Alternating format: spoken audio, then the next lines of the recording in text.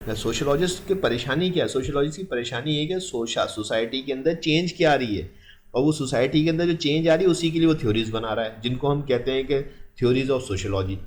तो ये 4 थ्योरीज हैं जो मैं आपको बताने जा रहा हूँ, सीएसएस के आपके सिलेबस के अंदर रिकमेंडेड है। तो कहते हैं sociology can be explained bye more than 4 theories. अब वो कौन कौन सी है? तो नंबर 1 एवोल्यूशनरी थ्योरी है, नंबर 2 सिंबॉलिक इंटरेक्शन थ्योरी है, स्ट्रक्चरल फंक्शनलिज्म थ्योरी है, और इसको फंक्शनलिज्म भी कहा जाता है। तो सोशियोलॉजी के अंदर ये दोनों टर्म्स दरअसल एक ही मकसद के लिए इस्तेमाल होती हैं।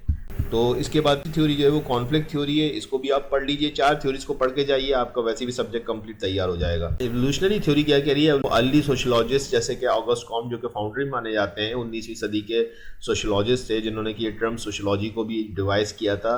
ऑगस्ट कॉम्ट बहुत ज़्यादा मुतासिर थे डार्विनिज्म से। तो वही उसी को लेके बनाई गई कि जो ये ह्यूमन सोसाइटी जो होती है इवॉल्व होती है यूनिलीनियर वे के अंदर, और सिंपल फॉर्म से कॉम्प्लेक्स फॉर्म में कन्वर्ट हो रही है। ये एक बात बहुत अहम है, सिंपल फॉर्म से कॉम्प्लेक्स फॉर्म में कन्वर्ट हो रही है, यानी कि जो कल थी आज उससे ज़्यादा कॉम्प्लेक्स है, और आने वाले कल में ये मज़ीद कॉम्प्लेक्स हो जाएगी सोसाइटी। जो भी जहाँ की भी सोसाइटी है, डिफरेंट सोसाइटीज़ हैं वर्ल्ड के अंदर।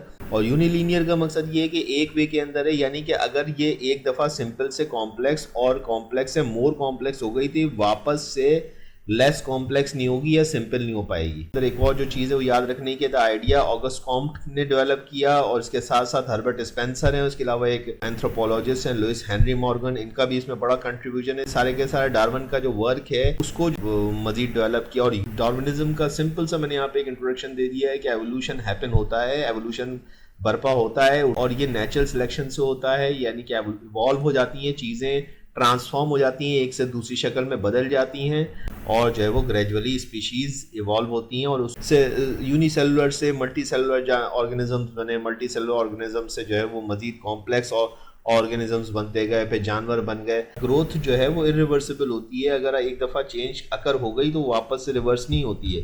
इस थ्योरी को जब सोशोलॉजिस्ट जिन्होंने इसको यूज़ किया इस आइडिया को, उसमें ऑगस्ट कॉम्ट का नाम है, दुर्खेम है, हर्बर्ट स्पेंसर हैं। अब सेम लाइक डार्विनिज्म जो है ना, वो डार्विनिज्म का जो मॉडल मैंने ऊपर आपको दिखाया है, इसी तरह से एवोल्यूशनरी थ्योरी भी कहती है कि society progressing in higher and higher levels. Society भी इसी तरीके से हायर हुई है।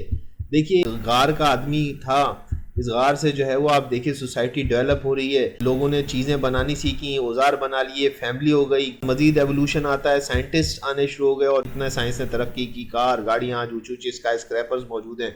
ये रिवर्स नहीं हो सकती, society can not go backward. एक दफ़ा अगर सोसाइटी डेवलप हो गई तो वो दोबारा बैकवर्ड नहीं होती। ये एक यूनिलीनियर जो कॉन्सेप्ट है वो ये है।